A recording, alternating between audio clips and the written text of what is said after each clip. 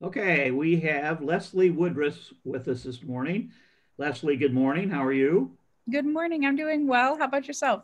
Excellent, thank you. So, Leslie, you are the owner of Rise Expressive Art Therapy, Yes, I am. and I may be the only person in the world that's not sure what art therapy is. So, could you, just for my well-being, could you fill me in on it? And maybe there's some other people that need to learn about it too.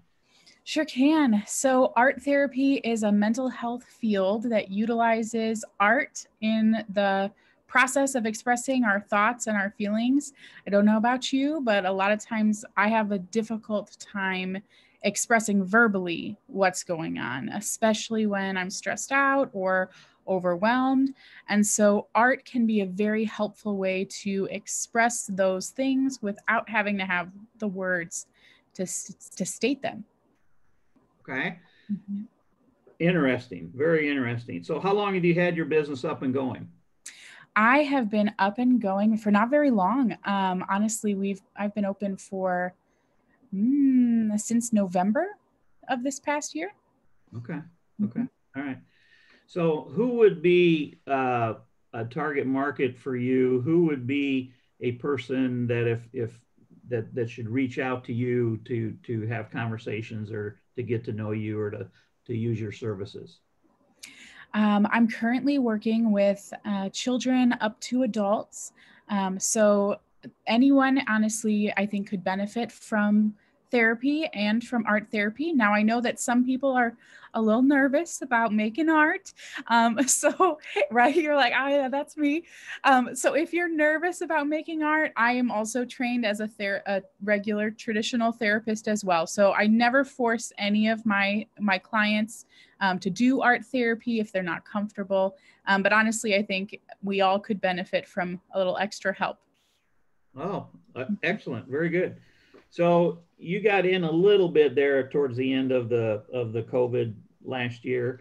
What did you have? Any changes from what you had to implement to what you thought your business was going to be like there when you opened up there towards the end of the year?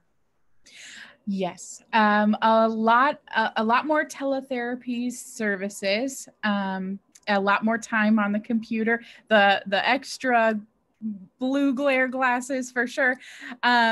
Just making sure that everyone had accessibility, I think, was some of the biggest challenges throughout COVID. So, doing some phone call sessions and things like that, which can be difficult. But I am starting to see more people in session in office, so we're kind of getting back to the swing of things, which feels very nice. Yeah. So I'm interested in knowing a little bit more about last year. And I know we can't compare it to the year before or anything, Yep. but I don't know how much of your patients or clientele came to you due to the issues around COVID and the stress and that type of stuff. I would say at least 75% of the clients that I started seeing into this year were prompted by the increased stress of COVID, or just had a realization that, like, wow, COVID is stressful. And I had all this other stuff going on that I thought I could handle by myself. And so I think a lot of my clients have been seeking out additional support. I know even just in the community of mental health, there's been a huge wave of people seeking services, and a lot of providers are getting to a space of capacity where we just don't have enough room. Okay. Mhm. I don't want to get off on a political tangent here, but I have four grandchildren and my wife is a school teacher. Uh, Tell me what you have seen as the results of children not being in the classroom setting. Mm.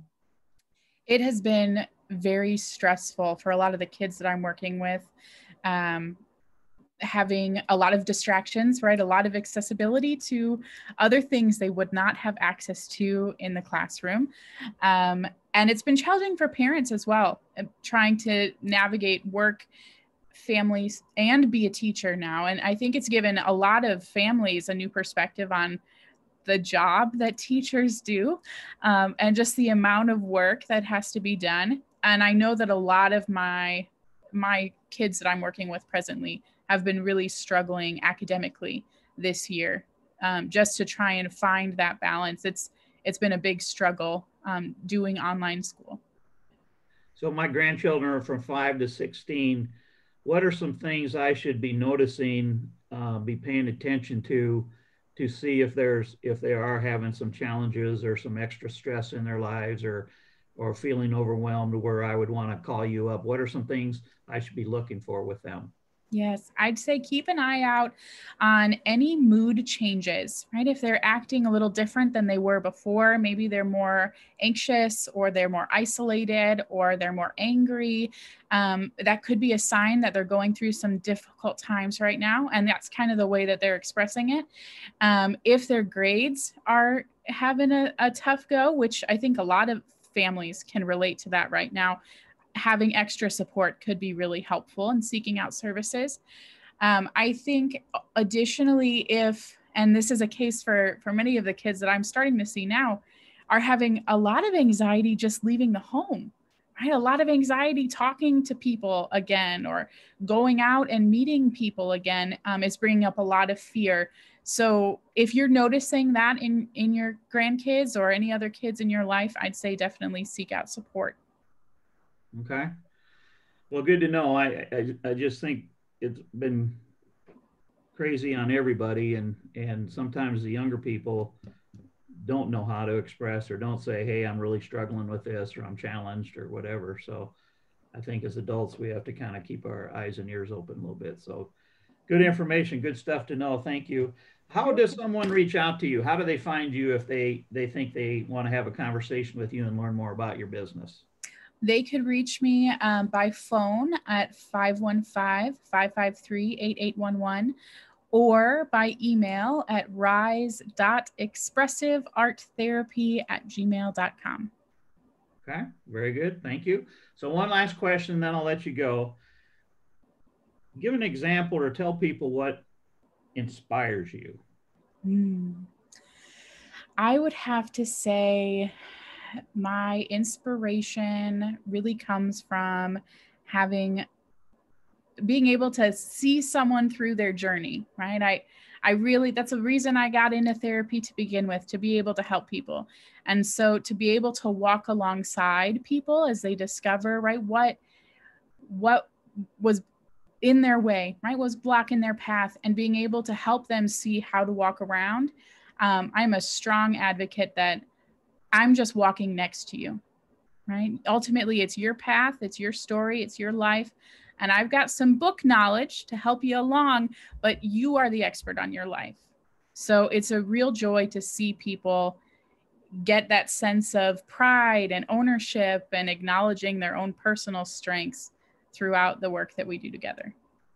Well, that's pretty cool stuff. Leslie, thank you for your time this morning. I have no doubt that you're very good at what you do. So hopefully people, I think there's a real need for people in your world and your profession right now. So hopefully people are reaching out, and if they need some extra professional help, hopefully they're reaching out to you. So thank you for your time. Of course. It was nice meeting with you.